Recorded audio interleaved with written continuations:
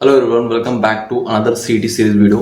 आजच्या व्हिडिओमध्ये आपण बघणार आहे कॅप राऊंडमध्ये इम्पॉर्टंट डॉक्युमेंट आता आपल्या सर्वांना लागणार आहे आफ्टर रिझल्ट. आजच्या व्हिडिओमध्ये आपण ते पूर्ण डॉक्युमेंट क्लिअर करणार आहे. तर व्हिडिओमध्ये लास्टपर्यंत थांबा आणि कॅप राऊंडचे पूर्ण डॉक्युमेंट तुम्ही क्लिअर करून घ्या. सो लेट्स बिगिन विथ दिस. चॅनलवर न्यू असेल तर चॅनलला सबस्क्राईब करा, व्हिडिओला लाईक करा आणि कमेंटमध्ये नक्की सांगा की पुढची व्हिडिओ कोणत्या टॉपिक वाचते पाहिजे. So important document for cap round. So तुम्ही बघू शकता, तुमचं एक तरी डॉक्युमेंट मिस असलं तर तुमचं ॲडमिशन हे कॅन्सल होऊ शकतं. डॉक्युमेंट हे पूर्ण म्हणजे डॉक्युमेंट हे खूप इम्पॉर्टंट वस्तू आहेत. सो डॉक्युमेंटचे तुम्हाला पूर्ण ओरिजिनल डॉक्युमेंट तुम्हाला सोबत ठेवायचे आहेत आणि त्याच्यासोबतच सेफ्टीसाठी हे फोटो कॉपीज पण तुमच्या रेडी ठेवायचे आहेत. आणि तुम्हाला आता जेव्हा आपले रिझल्ट नंतर ऑप्शन फॉर्म सुरू होतील किंवा जे आपले फॉर्म सुरू होणार आहेत त्याच्यामध्ये तुम्हाला डॉक्युमेंट जे अपलोड करायचे आहेत ते एकदम करेक्ट डॉक्युमेंट करेक्ट जागी अपलोड करायचे आहेत. आणि प्रत्येक वेळी डबल चेक करायचं आहे की डॉक्युमेंट हा म्हणजे EWSच्या जागी EWS किंवा कास्ट व्हॅलिडिटीच्या जागी कास्ट व्हॅलिडिटी हेच डॉक्युमेंट अपलोड झाले आहे का. कारण की बरेच वेळास वेगवेगळ्या जागी वेगवेगळे डॉक्युमेंट अपलोड होतात. सो नेक्स्ट इज दॅट, मग तुम्हाला आयडेंटिटी डॉक्युमेंटसाठी सर्वात महत्त्वाचं फर्स्ट ऑफ ऑल आपलं आहे आधार कार्ड. आधार कार्ड हे मॅन्डेटरी आहे. तर आधार कार्ड हे ओरिजिनल आणि त्याची फोटोकॉपी रिक्वायर्ड आहे. आणि आधार कार्ड हे आपल्या ॲक्टिव्ह मोबाईल नंबर संग लिंक असावं आणि आधार कार्ड हे अपडेटेड असावं आफ्टर 18 इयर्स. आणि त्यानंतर तुमचं पॅन कार्ड ही लागेल जर असेल इफ अवेलेबल. आणि आयडेंटिटी पॅन कार्ड पण चालेल. आणि हे दोन्ही पण जे आहेत ते ओरिजिनल पाहिजे, त्याचे झेरॉक्स वगैरे चालणार नाही. झेरॉक्स ही तुमच्यासोबत असली पाहिजे, परंतु ओरिजिनल हे मॅन्डेटरी आहे. सो नेक्स्ट, डोमासाईल आणि नॅशनॅलिटी. जर तुम्ही सीईटी थ्रू महाराष्ट्रातल्या कॉलेजमध्ये ॲडमिशन घेत असाल तर तुम्हाला डोमासाईल हे मॅन्डेटरी आहे. जर महाराष्ट्राचे स्टुडंट आहे तर तुम्ही पाहू शकता डोमासाईल सर्टिफिकेट मॅन्डेटरी. नंतर जर डोमासाईल नसेल तर बर्थ सर्टिफिकेट पाहिजे आणि त्याच्यावर तुमची डेट ऑफ बर्थ ही मेन्शन पाहिजे. Date of birth of place पण तुमचं मेन्शन पाहिजे. आणि नॅशनॅलिटी सर्टिफिकेट पण हे खूप महत्त्वाचं आहे. आता 2 ते 3 वर्ष झालं फॉर्मॅट हा डोमासाईल आणि नॅशनॅलिटी एकच सर्टिफिकेट आहे. आणि जे OMS स्टुडंट आहे म्हणजे other than Maharashtra state student आहे त्यांना डोमासाईल रिक्वायर्डची गरज नाही. त्यांना बर्थ सर्टिफिकेट असावं किंवा नॅशनॅलिटी ही इंडिया असतेच. OMS म्हणजे आउटसाइड महाराष्ट्र स्टेट स्टुडंट्स. आणि इम्पॉर्टंट नोट काय, domicile certificate must be valid and issue by competented authority of Maharashtra government. Domicile हे महाराष्ट्रच पाहिजे कारण आपल्याला महाराष्ट्राच्या कॉलेजमध्ये ॲडमिशन घ्यायचं आहे. नेक्स्ट, मग आता अकॅडमिक डॉक्युमेंट आपल्याला काय काय लागतं. तर अकॅडमिक डॉक्युमेंटमध्ये आपल्याला लागतं 10th मार्कशीट, नंतर 12th मार्कशीट आणि 12th LC. लिव्हिंग सर्टिफिकेट आता तुम्हाला तुमच्या 12th कॉलेजमधून सर्वांना भेटला असेल आणि 10th मार्कशीट आहे आणि 12th मार्कशीट तुमच्याकडे असेल तर तिन्हीचे ओरिजिनल डॉक्युमेंट आपल्याकडे पाहिजे आणि यांचे पण सुद्धा फोटोकॉपी आपल्याला प्रिंट घेऊन ठेवायचे आहेत. आणि ऑल जे हे मार्कशीट असेल तर ते कॉलेजच्या प्रिन्सिपल आणि गॅझेट ऑफिसरकडून अटेस्टेड पाहिजे. आणि जर आपण आता एंट्रन्स एक्झाम आपण दिलेली आहे तर आपल्याला त्याचे तिन्हीचे स्कोअर कार्ड पाहिजेत. MST CET जर आपण थ्रू ॲडमिशन घेतोय तर आपल्याला हे मॅन्डेटरी आहे MST CETचं स्कोअर कार्ड जे आपल्याला CETच्या पोर्टल थ्रू भेटलेलं आहे. जर तुम्ही JEE दिले आणि JEEच्या स्कोअरवरून तुम्हाला ॲडमिशन घ्यायचं आहे तर तुम्हाला JEEचं स्कोअर कार्ड ही तिथं अपलोड करायचं आहे. आणि जर तुम्ही नीट दिली, जर तुम्ही PCB साठी अप्लाय करताय तर तुम्हाला नीटचं पण स्कोअर कार्ड तिथं अप्लाय करायचं आहे. जर तुम्हाला म्हणजे पूर्ण ऑल इंडियाच्या कोटा थ्रू ऑल इंडियाच्या मार्क थ्रू जर ॲडमिशन कन्फर्म करायचं आहे तर तुम्हाला ते डाउनलोड करून घ्यायचं आहे त्यांच्या ऑफिशियल वेबसाईटवरून आणि तिथं ते पोर्टलवर त्यांच्या सबमिट करायचं आहे. नंतर जे मायनॉरिटी आणि लँग्वेज प्रूफचे आहेत, म्हणजे जे मायनॉरिटी आहेत कोणत्याही अनदर कास्टचे, तर तुमचं जे LC आहे ते LCवर तुमची मदर टंग जी आहे लँग्वेज ती तिथं मेन्शन पाहिजे. Mother tongue mention in the leaving certificate. Check your 12th LC carefully आणि this is required for minority quota. कोणत्याही कॉलेजमध्ये मायनॉरिटी कोटाचं बेनिफिट पाहिजे असेल तर आपल्याला मायनॉरिटी कोट्याचं ते सर्टिफिकेट म्हणजेच LC सर्टिफिकेटवर तुमची मदर टंग आणि कास्ट ही तिथं तुमची मेन्शन झालेलीच पाहिजे. आणि जर तुमच्याकडे LC नसेल तर तुम्हाला प्रो फॉर्मा फॉर्म ॲज अ प्रूफ हा तिथं मेन्शन करायचा आहे, तिथं सबमिट करायचा आहे. आणि प्रो फॉर्मा फॉर्म तुम्हाला ऑफिशियल कॅप राऊंडच्या आता थोड्या दिवसांनी रिलीज होऊन त्यावर तुम्हाला तिथे भेटून जाईल, तुम्ही तिथून डाउनलोड करू शकता.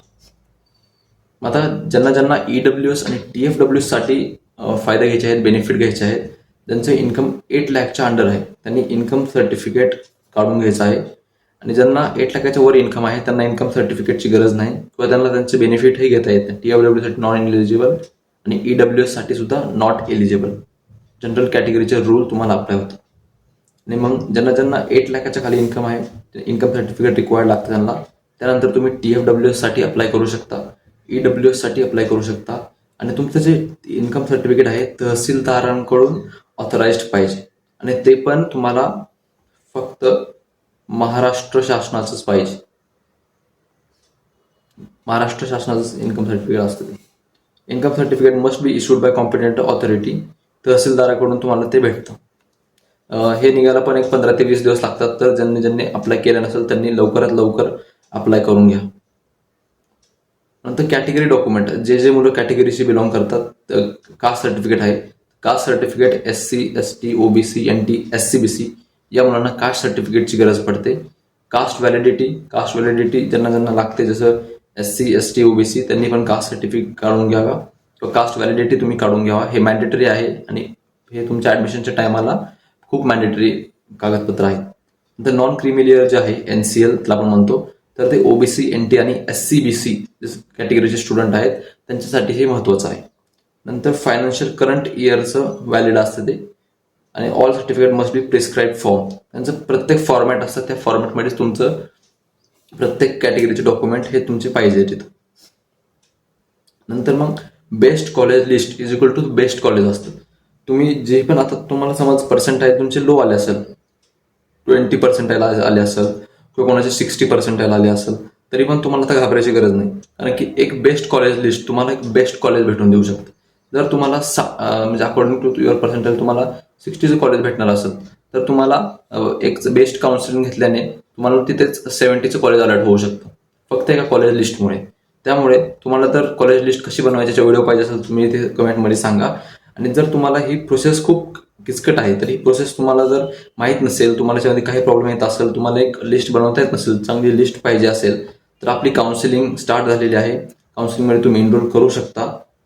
मग तुम्ही बघू शकता काउन्सिलिंगमध्ये तुम्हाला काय काय भेटणार आहे. तर गेट युअर ड्रीम कॉलेजची लिस्ट तुम्हाला इथे भेटणार आहे. Guidance for a better college. CAP राऊंडच्या प्रत्येक स्टेपमध्ये आम्ही तुमच्यासोबत राहणार आहे. कॅप राऊंडची प्रत्येक स्टेप तुम्ही कधी आम्हाला कॉल करू शकता. इथे आमचा हा कॉन्टॅक्ट नंबर आहे. तुम्ही याच्यावर मेसेज करा, कॉल करा. विदिन 24 आवर्स तुमचे डाऊट क्लिअर केले जातील.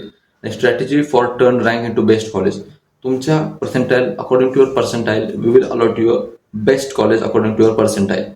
आमचं युट्यूब चॅनल आहे, युट्यूब चॅनलला हे सबस्क्राईब करू शकता. या व्हॉट्सअप नंबरवर पण तुम्ही मेसेज करू शकता. आणि जर तुम्हाला फक्त एक कॉलेज लिस्ट पाहिजे असेल आणि गायडन्स पाहिजे असेल, त्याचे चार्जेस तुम्ही बघू शकता 500 रुपीज आहेत.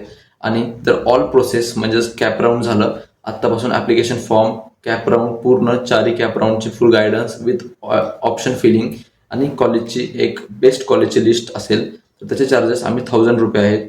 तुम्ही आम्हाला कॉन्टॅक्ट करा, मेसेज करा की तुम्हाला जर इंटरेस्टेड असेल तर पुढची इन्फॉर्मेशन तुम्हाला तुमच्या व्हॉट्सअप नंबरवर दिली जाईल. सो एक बेस्ट कॉलेज लिस्ट तुम्हाला बेस्ट कॉलेजमध्ये नेऊ शकते. So enrol fast.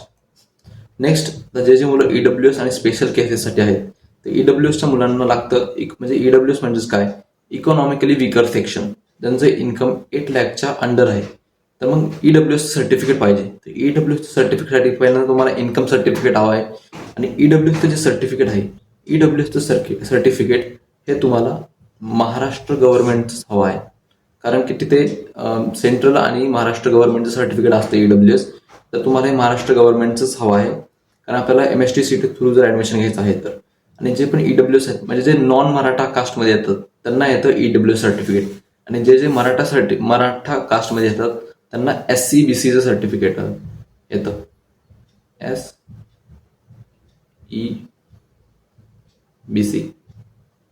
तर मग SCBC तुम्हाला सर्टिफिकेट काय आहे, स्पेशल बॅकवर्ड क्लासेस म्हणतात त्यांना. तुम्ही जर ऍप्लिकेबल असाल, तुम्हाला SCBC सर्टिफिकेट घ्यायचं आहे. मराठ्यांना EWS हे सर्टिफिकेट लागू होत नाही.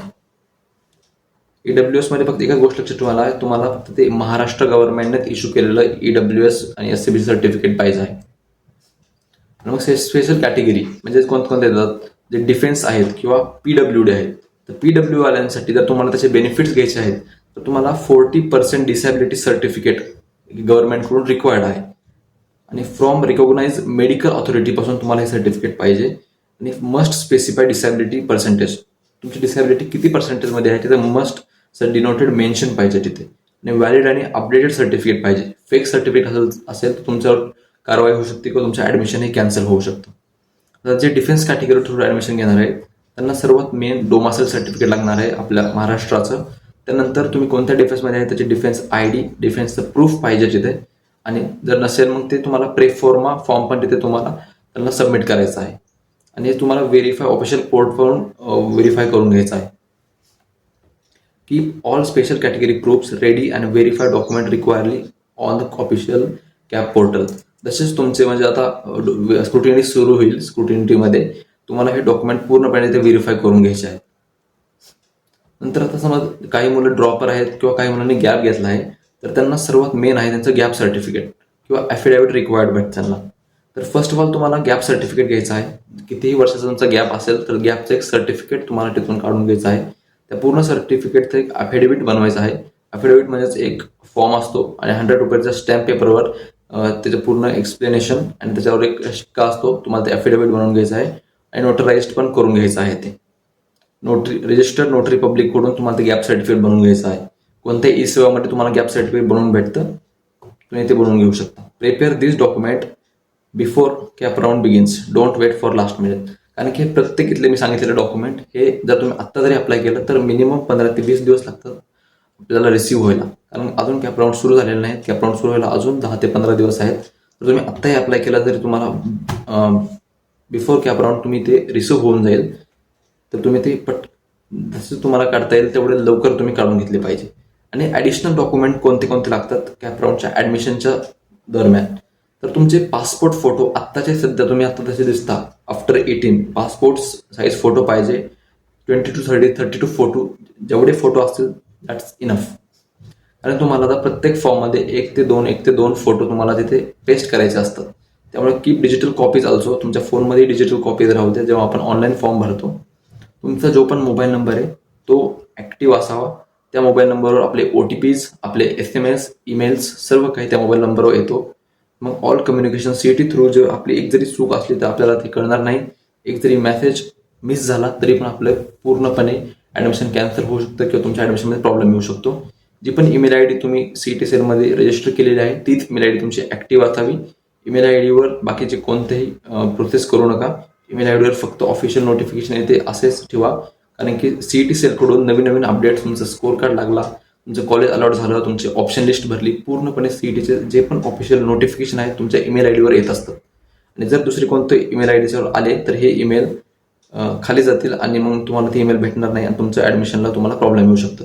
आणि जे पण PDF डॉक्युमेंट आहे तुमच्या फोनमध्ये किंवा फोल्डरमध्ये सेव्ह करून घ्या, तुम्हाला पुढे प्रॉब्लेम येणार नाही. तर फायनल चेकलिस्ट काय, जे पण मी आता डॉक्युमेंट सांगितले तुम्ही त्याचे स्क्रीनशॉट घ्या. पूर्ण डॉक्युमेंट अरेंज करून घ्या इन प्रॉपर ऑर्डर. जे पण डॉक्युमेंट आहे त्याच्या ओरिजिनल एक सेट पाहिजे आणि त्याच्या प्रिंट आउटचे 3 ते 4 सेट तुम्ही आत्ताच रेडी करून ठेवा. मग ॲडमिशनला तेवढे पूर्ण लागतं. आणि verify document every document before upload. तुम्ही जिथं पण आता आपली ॲप्लिकेशन फॉर्म रिलीज होणार 2 ते 3 दिवसामध्ये 28,000 ॲप्लिकेशन फॉर्म रिलीज होणार आहे. तर त्यामध्ये जेव्हा आपण डॉक्युमेंट सबमिट करतो 8 ते 10 each and every time must verify document is uploaded on right place. So best of luck for a cap rounds and your dream college awaits. जर तुम्हाला ही व्हिडिओ आवडली असेल तर व्हिडिओला लाईक करा, चॅनलला सबस्क्राईब करा आणि कमेंटमध्ये सांगा की नेक्स्ट व्हिडिओ कोणत्या टॉपिकवर असायला पाहिजे. So that is for this one. Meet you in the next one.